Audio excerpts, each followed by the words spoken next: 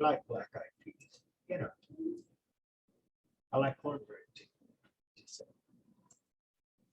all right. I want to start today by finishing up on Mesopotamian art. And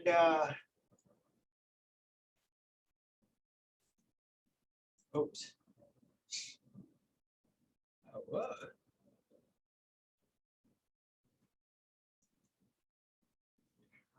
Good.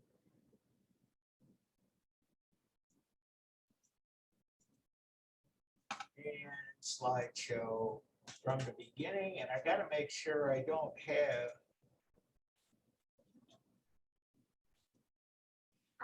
see, I need that share. Please excuse this. This Zoom is really kind of funny when you start changing screens.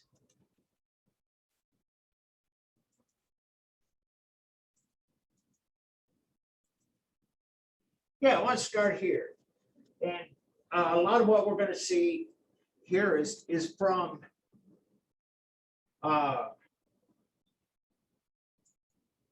later times in the Near East. And like I say, Mesopotamia and Iran, which at the time was called Persia. And like I was saying the other day, these city-states, they had runs of centuries where they were the predominant culture, and then another culture would take over and be predominant. So it kind of goes back and forth through the centuries, and Persia is in the mix. And by the time we get to namesake Alexander the Great, Persia is like the other superpower in the Western world. But anyway, I digress. But they have here, I might add, some characteristics that remain common. First of all, man-headed winged bull. What do we say about that? The braided beard, status, importance, and that persists. And we're in like the 700 BCE. So we've been seeing this for actually a pretty long period of time, a couple of thousand years or more. And so part of the thing that kind of changes, we don't see quite so many large eyes that we've seen in the early Mesopotamian art, the Akkadian and Babylonian. But a lot of the things still remain the same. And this is a citadel. This is the gatekeeper. And there is, don't have this slide. Bear with me. The point I want to make, and it makes it in the book quite nicely, how many legs does this Lamassu have? And so we can count 1, 2, 3, 4, but if you go on the other side, you'll see a couple of more. They're trying to work out how you are able to tell that this is a 4-legged animal and that it appears natural from all sides. And so they're working with it. It's a characteristic of the culture.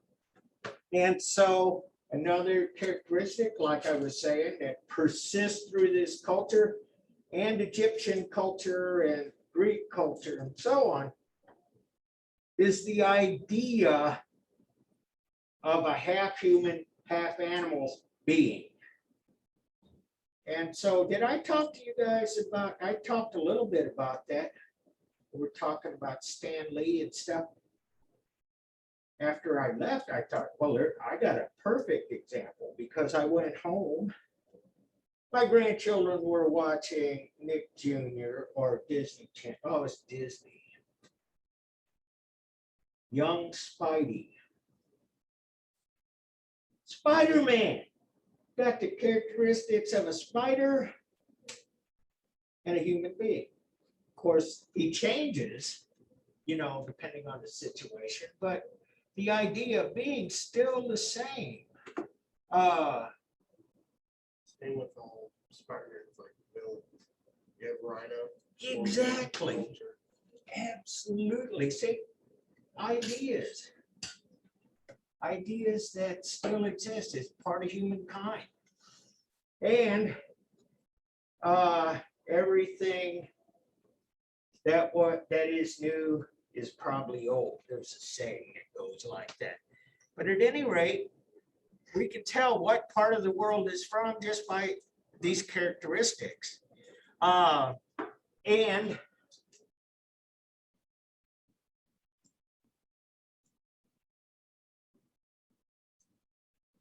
Ashurnasirpal with attendance.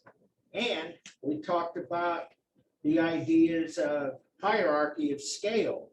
And so if you were going to do the king or the most important people, they would be the tallest. We saw the standard of the king, the tallest, and so on. Here's one of my favorite pieces. Assyrian archers pursuing the enemies from the northwest palace of Ashurnasirpal II. And these low reliefs are actually really pretty cool in that how they depict the story. And so you got the castle, you got the attackers, and it doesn't particularly fit in terms of scale. It's a dollhouse there going in. Just say, talk about scale, but if you look at how they put this together, how they put the archers side by side, that'll be something that we'll see in Egyptian art. And as a matter of fact, a lot of the things that the Egyptians do, we can find traces of in Middle Eastern Mesopotamian art. And the other one that's here, here we go. Here's the citadel.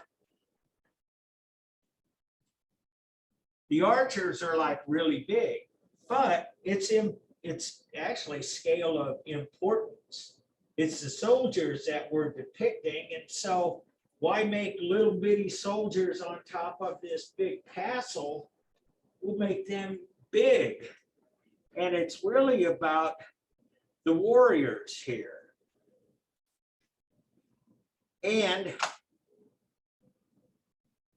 Ashurbanipal hunting lions. I put a star by this one. This is one that's at the British Museum in London, and there's a lot of stuff we can glean from this work too. First of all, if you were a king 2,600 years ago in Mesopotamia, you want to portray yourself, I would think, certainly this that you were a strong, powerful leader. And so what could be, quote, mind you, I am an environmentalist and I do love nature. Yes. Well, the lion is usually considered like the king of the animal kingdom. So, Yeah. as a leader or as a king, it's probably the most, it probably has the most, it has more to do with a human king winning or killing the king of the animal kingdom that is so meaningful in this picture, because I mean, he seems to be doing pretty well at it. I mean, they're at, like, Absolutely. 3, 4, 5, Absolutely. The lion could be the king of beasts, as they say, but I am the king of all. Yeah, and I was going to say I'm an environmentalist, but what could be, at least in that kind of way of thinking, more manly than hunting big game, you know? And that's still kind of a thing, although we're really kind of alarmed, I think, as the world about poaching and how we're depleting animal populations across the globe, especially elephants for their tusks and things. But that in a lot of ways is kind of a different thing. There's this idea of a Teddy Roosevelt going into the jungle with his safari, all the stuff packed up, going deep into the jungle with his rifle to kill big game. And that was 100 years ago or so. Still people do that.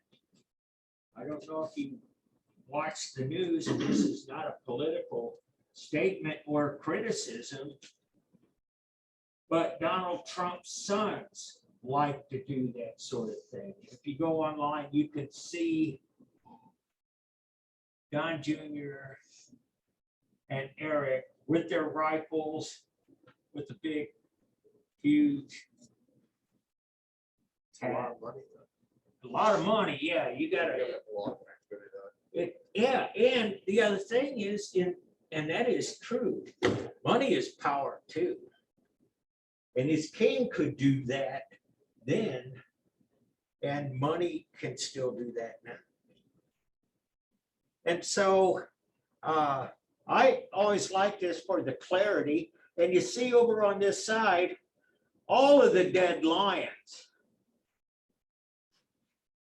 just lying around. And I got some more photos of this. This is from that same set of friezes. And here's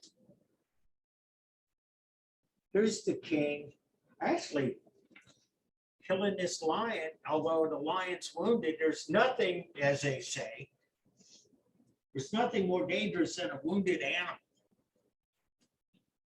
And here he is fighting off this lion that has his arrow right through his head.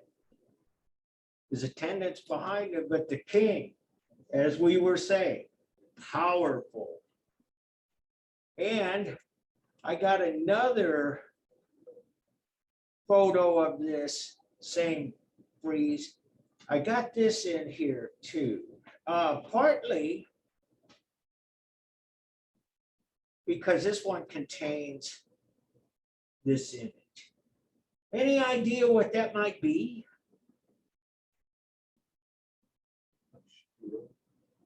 Yeah, steel, absolutely. They still do this, as a matter of fact, where they go to places where they kill big animals for sport. They get a guy, or like these two guys, and they go into the bush with cymbals. Same kind of thing that you have in a marching band. And they bang them and scare the animals out into the open, because mostly the animals, who are not stupid, they sense that there's humans about, they're going to hide. And so to get them out of the bush, you have make loud noise, scare them out. And so anyway, these are wonderful depictions. And although it's kind of a gruesome subject. So this is in modern day Mesopotamia.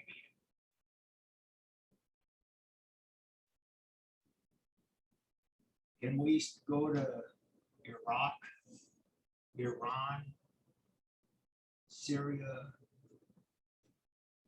and hunt lions. See, this kind of tells us something too. We take a lot of this artwork very seriously, as it deserves serious consideration. And we kind of speculate that there could be, maybe should be, large animals of this sort in that area.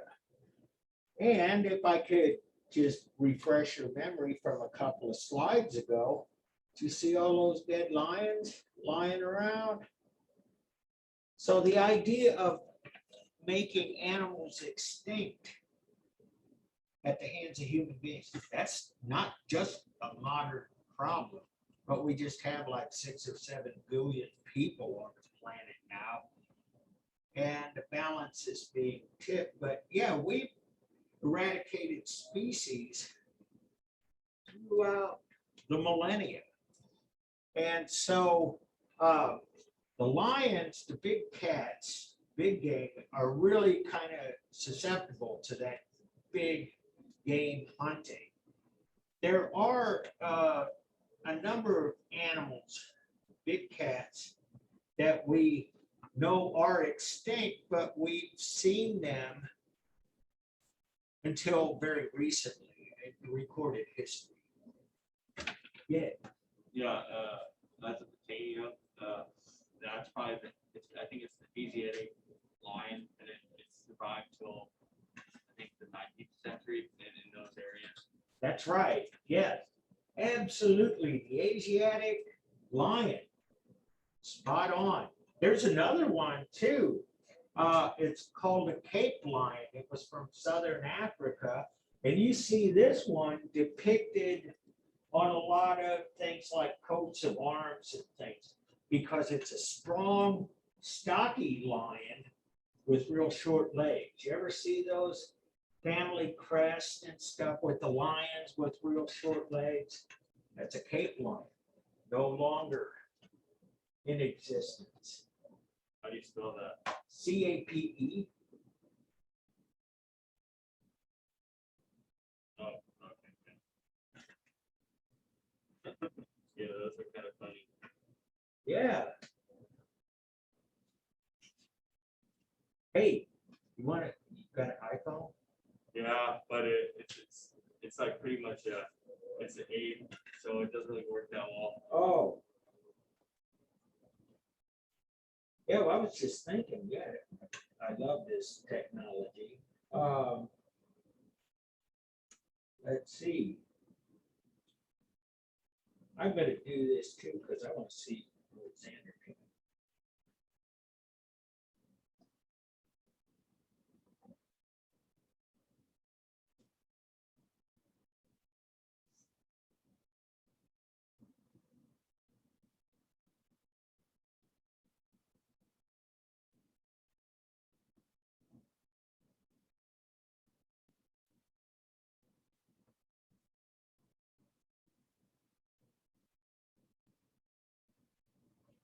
And let me see if I can get a screen share.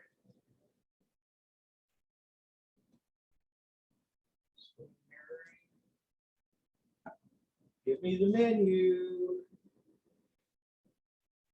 Because I, let's see, hooked to Apple.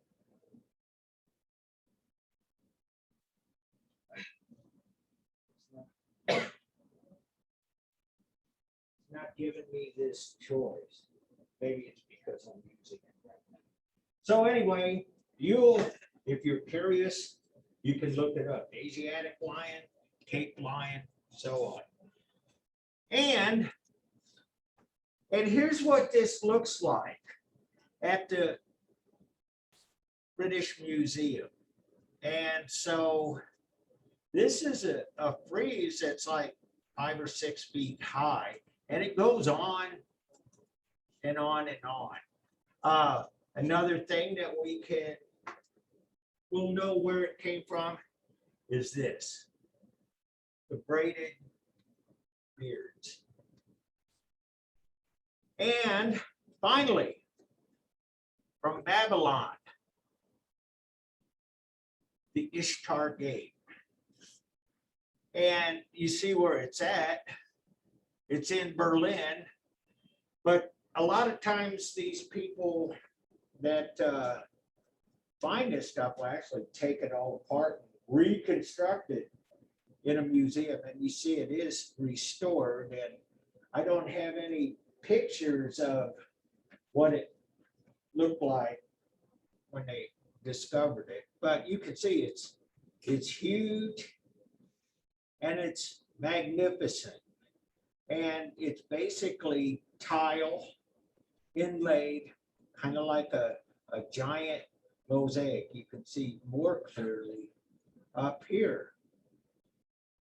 Another architectural invention is the archway.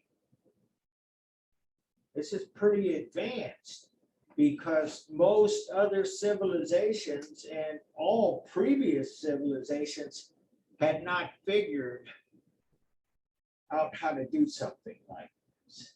And that is because they were using post and lintel. Archway does a kind of an interesting thing. It takes the stress of the weight between here and there and distributes it over a longer length, which makes it actually, in a lot of ways, stronger than a post and lintel.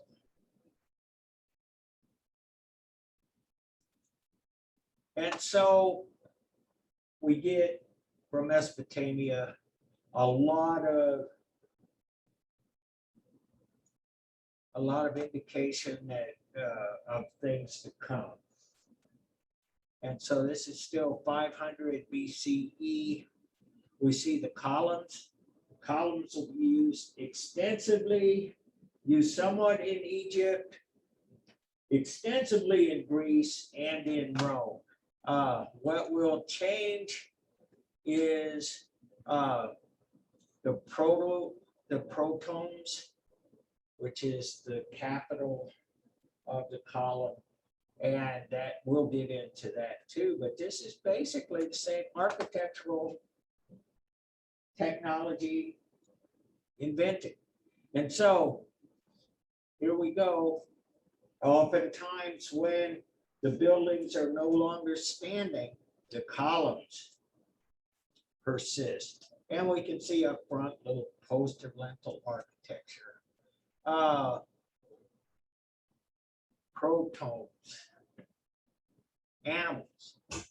This is something that's actually quite different from the Greek and Roman versions. And Persians and the processional feet in Iran. Braided beards, headdress, style.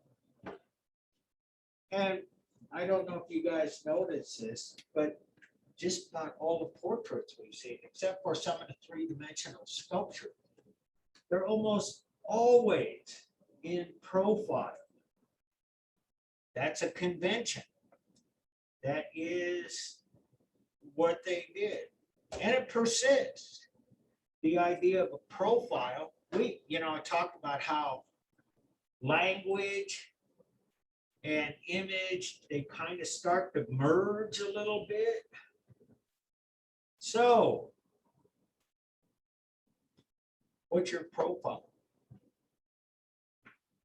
Where you went to school, where you live, how much money you have, stuff. But it's also the outline of your face from the side. That's your profile as well. So this has kind of become a word that's interchangeable, at least in Western languages. Profile and the way that we recognize who you are. Bottom line, when you see coins, which date back from antiquity. What do you see? Almost always a profile. It's a convention. It's the stuff that started a long, long time ago.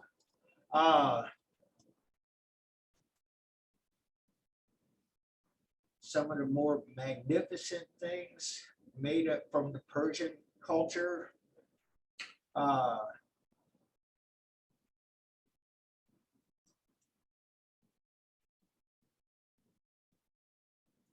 Persian. An archway, 531 BCE.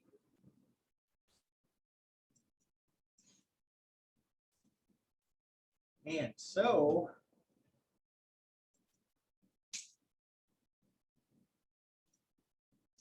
let's take a peek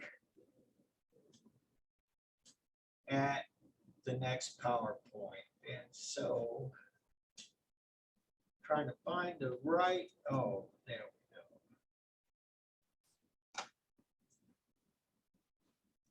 More screen share options.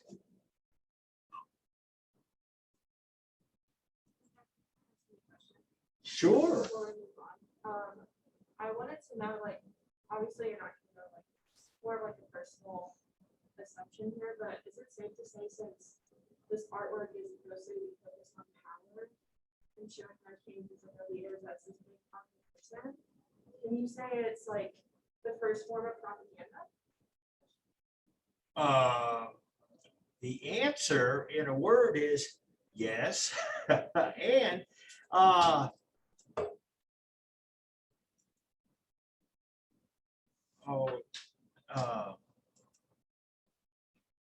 let me get this, because I want to spend some time on that question.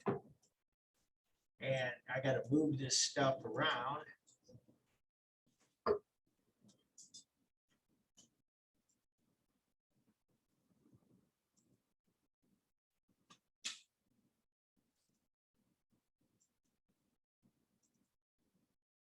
Okay. That was the 64,000. Perfect. Astute observation on your part, because that is one of the things that we get when we study art. Now, we don't know so much about prehistoric times and the cave art and the small sculptures and things. But by the time we get to Mesopotamia, this stuff is directly linked to power. And in a lot of cases, it's basically, as you said, propaganda. It's there to support the people who reign. And that's why there was the lion hunt that we were talking about. If you want to show that you are supreme, you do supreme things, like kill a bunch of lions. And even you got a wounded lion and you're going to put them down with your bare hands. Propaganda, absolutely. It's a display of power. It's a display of wealth, too, as we were talking about big game hunting, and it takes a lot of wealth. Power and wealth forever have been kind of locked together. And the idea of maintaining that power comes along with the territory. If you can convince the people, the populace, that you are really the one that deserves to sit on the throne, that when he or she gives an order, you better do what they say. What better way to do that? As we go through this course, we will see how, and I'm not wanting to offend anybody and their religious beliefs, but religious people religious powers have used artwork that way as a way to, how should I say this, make or exercise or create a certain amount of splendor about their particular belief system. Now, that doesn't hold for all religions. There are a lot of religions that won't have, they don't want imagery based on the second commandment about false idols and things. But it comes out in other ways. Some of the most magnificent buildings that we'll see through this whole course are religious buildings. They're temples, they're cathedrals, they're the Pantheon, place where there are all of the gods, the Acropolis, the Parthenon, devoted to the goddess Athena, the patron god of Athens, so on. And so religion kind of starts to play a part in this, but religion is the power.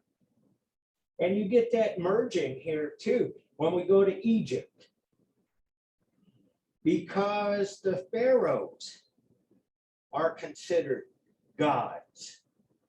So you got the political power, you got the economic power, you got the military power, you got the political power. And those are the people that this art supports. Why is that? Well, creating art is not, it's not cheap. It takes a lot of money, it takes a lot of resources, it takes wealth. You got to find your artist, you got to have materials, you got to have a lot of things come together to be able to produce this stuff. Those friezes we saw, takes a lot of talent, takes a lot of money to put this together, but it also has to be in a palace too, which is the political, religious, military power. So the short answer, yes, absolutely. And so now that I've said that, that's a perfect introduction to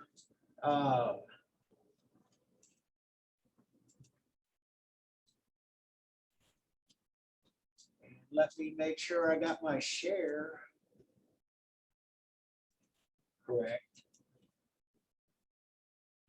Egypt. We've been talking about this. You're going to have a civilization, you're going to set up, you got to be by a fresh water source. In this case, it's the Nile River. It's considered to be the longest river in the world and one of the big volume-wise greatest rivers of the world. Xander. No, I'll say, some people argue that, some people say that Amazon is longer, but I think I saw a video on it that there's more water flowing through the Nile than through the Yeah, see, that's my sources. That's what I've read too. And you're right. Some people will argue the Amazon is longer. But yeah. I would definitely say from how important it is, the Nile is definitely way more important than the Amazon is. Because I mean, especially during those times, that's basically where everything ran. You can watch civilization. I watched like a time lapse. You can literally watch civilization get stomped out the ground just by like going down the Nile like, chronologically. Absolutely. Absolutely. And that is, and I've never been there, unfortunately. I do want to do that before I pass on. But yeah, those kinds of things, it's really pretty stark. I went to China once and we were riding around in the countryside, and I saw these farmers, rice farmers. There were rice paddies out there, and they were wearing the kind of cloth, loin cloth that they've been wearing for centuries, the sun protective hats. They were out there with the water buffaloes harvesting rice. And I looked at that and I said, this is exactly the way that they did this thousands of years ago. It's a continuing culture. And then just up the road a ways was a factory, Nike factory, ultra modern, making Nike shoes. So yeah, you have these things when they're set side by side. It's something. It's astounding. And you're right about here. It goes up and down too. If you understand Egyptian culture and history, it kind of goes up and down. And, for a long time, we see a lot of the culture is centered around, Lower Egypt, right here, not far from the Nile Delta. And this is where the pyramids are and stuff. But you can go down here in Thebes and Karnak and Luxor, and pharaohs have just basically packed up and moved the center of the civilization south. And that's quite remarkable too. And Aswan, something I knew when I was growing up, when I was a little child, it's when they made the Aswan Dam. They dammed up the Nile River because, as Andrew was saying, this is like a huge river, and they were trying to do modern developments up and down the Nile, and the floods were too great. And a lot of the ancient cultures in the region kind of anticipated floods.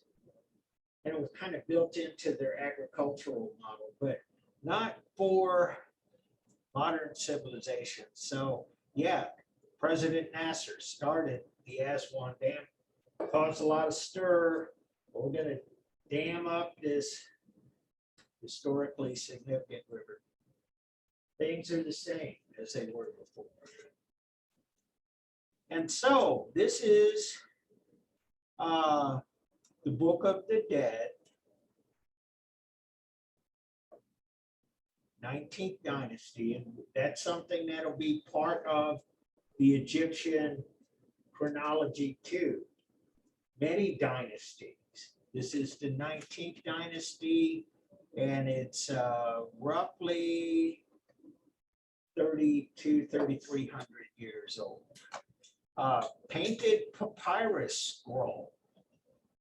Papyrus. Something we have from the Egyptian culture.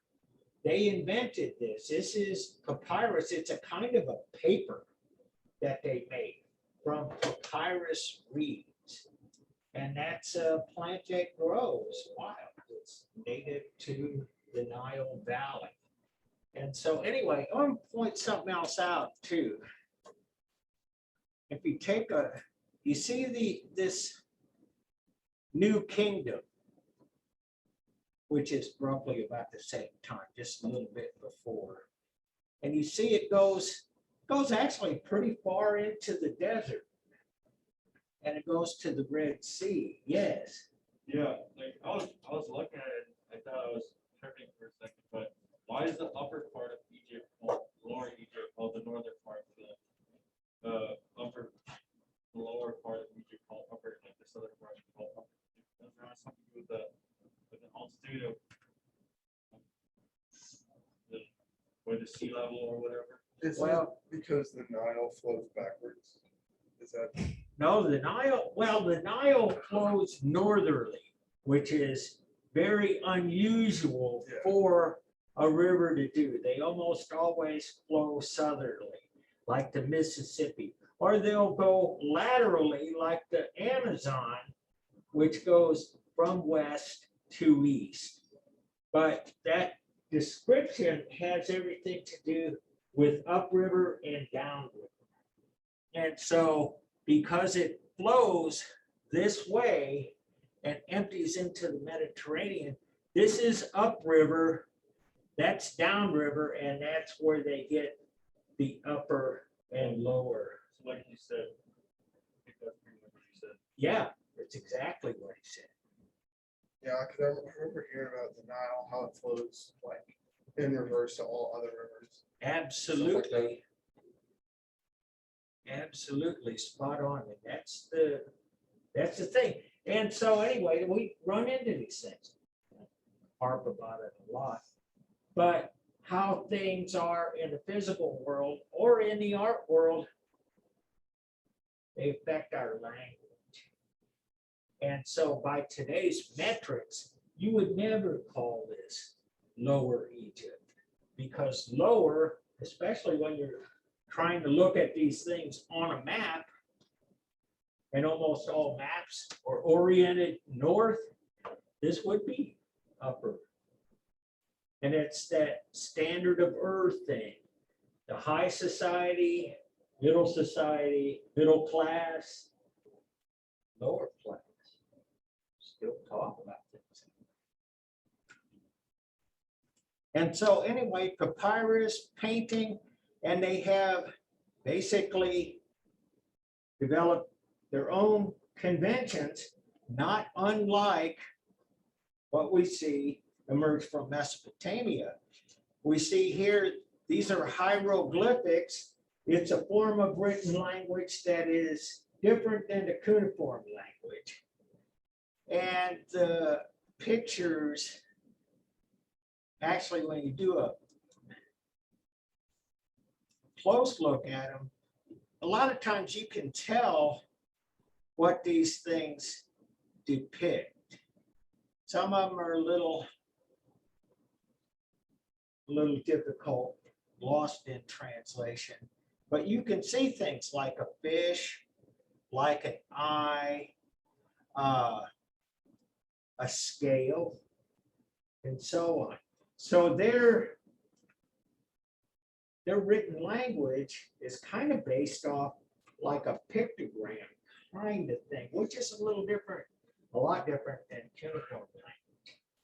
And so, is anybody here familiar with kanji? It's a kind of writing from Asia, Chinese, Japanese. And their language is kind of something like this, but they kind of abbreviate it or streamline. But if you study Asian languages, you'll find that you can still see the core image of a person or a house or a tree or something. Anyway, they evolved differently. This one here particularly is about justice, and it's from the Tomb of the Dead. And so, from the Book of the Dead, I should say. And so what we have here is a person's heart and a feather. And if you are light of heart, your heart is not heavy, you will get passage into the afterlife. Xander. Oh, no, that's what I was about to say. That's what they expect. I don't know what that guy's called, but he's guy who's being held by the hand is the deity. He's not holding hands with. This is the Anubis, yeah. He leads them into the people to the afterlife, and then they get put in front of like a judge, and that's what the scale is for. So to see if he has a pure heart or not, and that's a big, like, I don't know what it is with all cultures, but they really enjoy the thought of this like last judgment, this final judgment, which is why they dress these people nice when they put them in those tombs, because they expect those people to be picked up by Anubis and brought in front of a judge, and of course you don't want to look all raggedy and like mistreated. Yes. So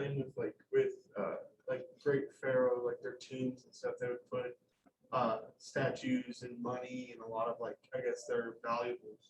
That way when they went to the afterlife, they would have, what they needed and everything like that. Absolutely. And if you were a pharaoh, you would need a lot of stuff. And yeah, they would put like tons of food in there, and a chariot, weapons, all kinds of things. By the way, now that, and these guys are both absolutely correct. A few years ago, there was an exhibit at the Science Center where they had a replica, life-size replica of all of the artifacts from King Tut's tomb. Did anybody get to see that? I did. It was magnificent. Yeah, but I'm speechless. And so, yeah, this is everything they say is exactly right. The other thing that's really kind of interesting, I think, just as a read between the lines idea, is that there is an afterlife. And we don't really know who believed that in antiquity, but we certainly know that that was part of the belief system of the Egyptians. And so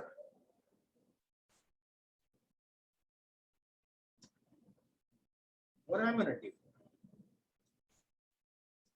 is let's stop the share and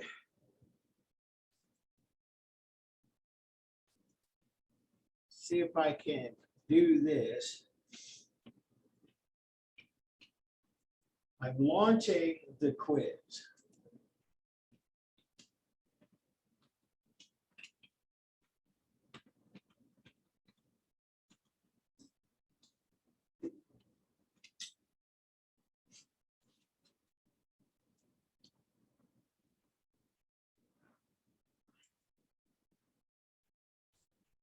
Let's see, we're section 3.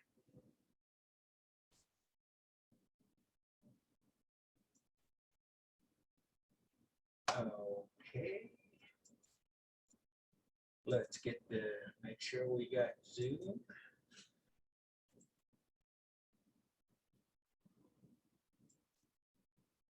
All right, we're recording. Let's see what screen we have.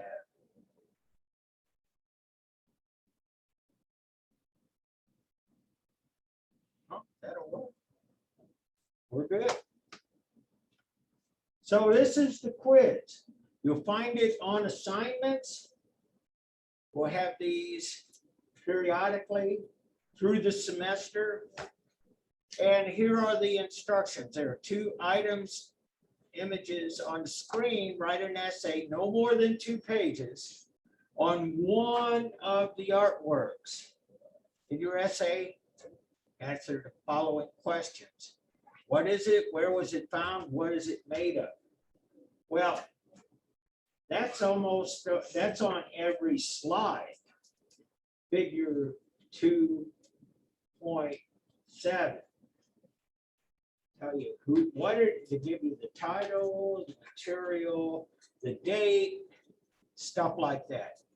Make sure you get that. And then in the essay, I want you to talk about the formal characteristics. And that's why I've been talking at times about naturalism versus symbolism, talking about other issues like people in profile. That's a matter of form.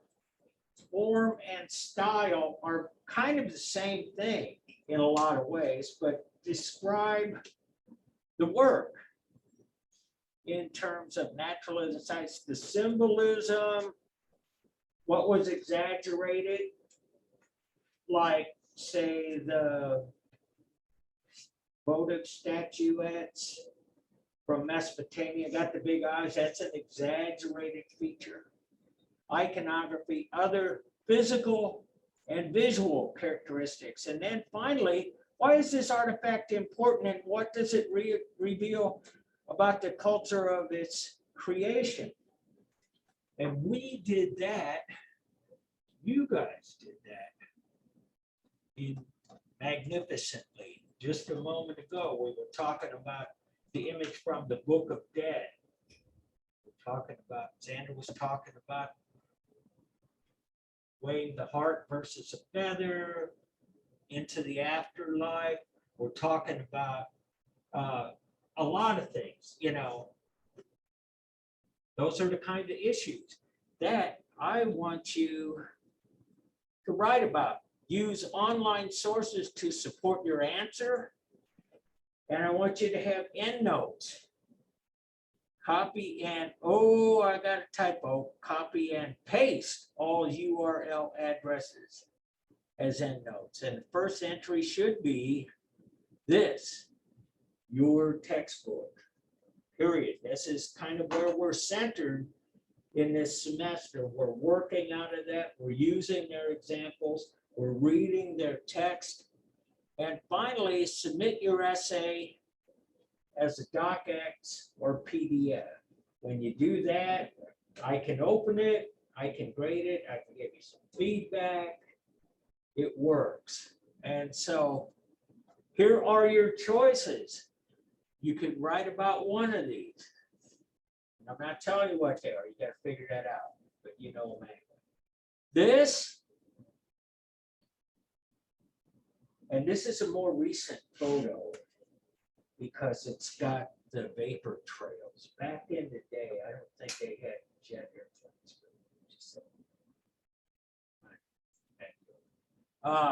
Or this.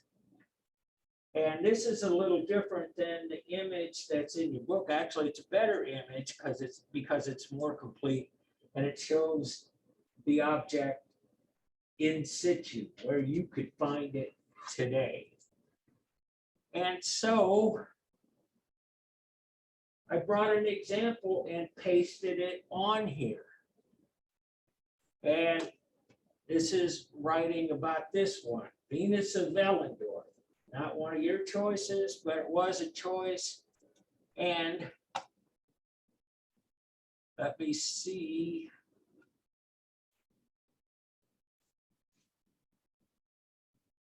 Oh, no. Back up.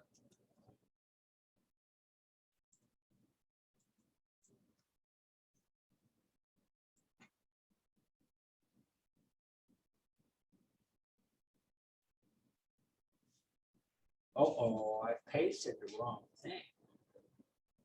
I will paste you a good example of an essay like this.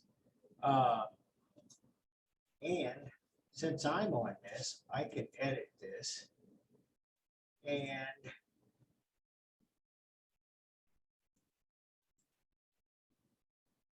I can take that. I have too many files with the names that are close to each other. I will paste an example of an essay about Venus of Ellendorf. So you have something to model this by. Basically, I'm sending this, I posted it right now. It got posted at 11 o'clock when we met. We're leaving it up until midnight, Tuesday. So you do it whenever you want. But remember, docx, PDF, what I can read, what will load.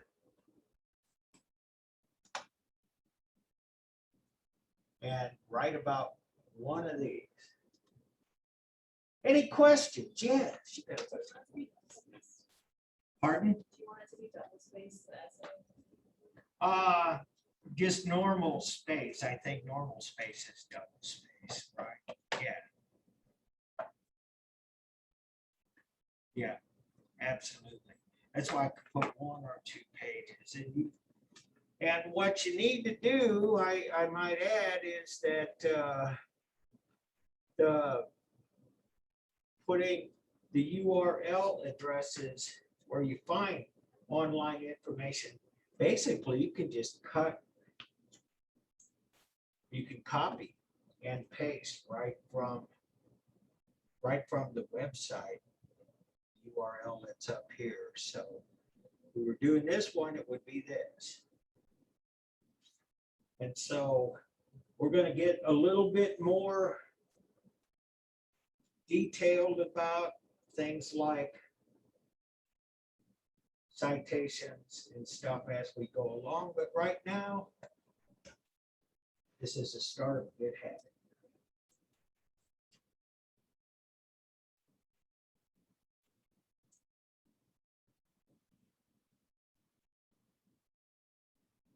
Well, I won't see you until after Labor Day. Be safe. Have fun. Enjoy whatever it is. You guys, whatever it is. I enjoy sleeping, but I'm old, you know. Just say. All right. Well, thanks a lot. We'll see you next Wednesday.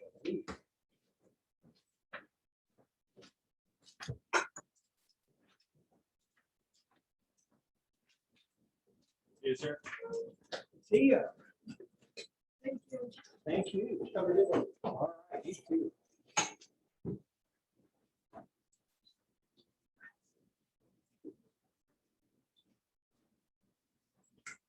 Thank you. Thank you. Have a good weekend. You too.